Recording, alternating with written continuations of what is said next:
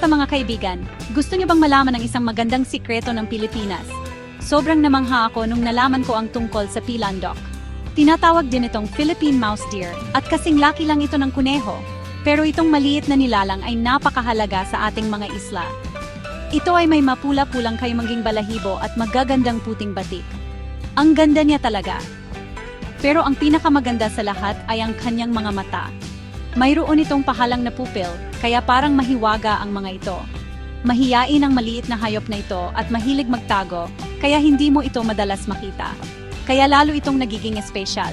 Ipinapakita nito kung gaano kaganda at kakaiba ang mga halaman at hayop sa Pilipinas.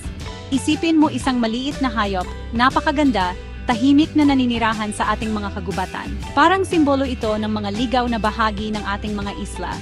Pinapaala nito sa atin na may mga kahanga-hangang hayop na nakatira sa ating paligid. Kaya, kapag naisip mo ang Pilipinas, alalahanin ang maliit na pilandok. Protektahan natin ito at lahat ng mga kamanghamanghang halaman at hayop dito. At huwag kalimutang mag-like at mag-subscribe para sa mas maraming magagandang video tungkol sa kalikasan. Salamat po!